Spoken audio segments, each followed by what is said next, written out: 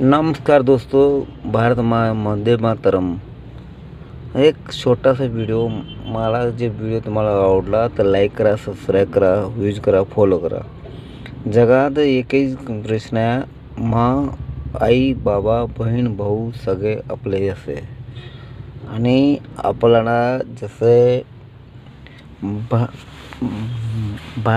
भरतने भावाचे पायदोगीची पूजा केली, तसं आपलं पायदोगी पूजा करून आपला देश पुढे चालवायचा। आणि हे देश, भारत देश अखंड, भारत माझ्या देवाची भूमी आहे। देवाची भूमीमध्ये सभी सुखी देव, भारतामध्ये एवढे देवस्थान आहे, एक क्षणामध्ये देऊळ दिसते, एका क्षणामध्ये पवित्र आहे।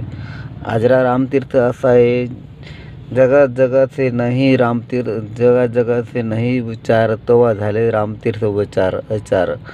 ते सदा सुखी मन करे रामतीर्थ, हे सदा सुखी विचार।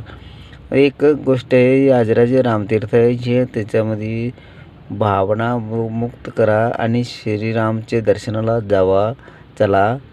आणि प्रभू रामचंद्राचे स्वयं पाय लावून गेले आजऱ्यामध्ये, त्रेतायुगमध्ये। ह्या युगात एक उल्लंघन आहे, आपण त्यांचे चरणात धुळी लावा, मस्तक लावा आणि आईबाबाची सेवा करा। सेवा सुखी आणि सभी सुखी। ज्या प्रभू रामचंद्र काही आपल्या आईची काही आज्ञा मानून 14 वर्ष वनवास काढला, ते आपला वनवास काढायचे नाही, फक्त आपण एवढं वनवास काढायचा, आईबाबाची सेवा करायचा आणि आईबाबाच्या चरणात लिंग व्हायचा। आणि आईबाबा कसं आहे, मनापासून आईबाबा सगळे विचार करते आणि मुलाचा विचार करते। मूल ते विचार चांगले विचार करायचे असले तर आपल्याला मुलाला चांगला संस्कार द्यायचा आणि चांगलं राहायचा, आपण चांगल्या पद्धतीने।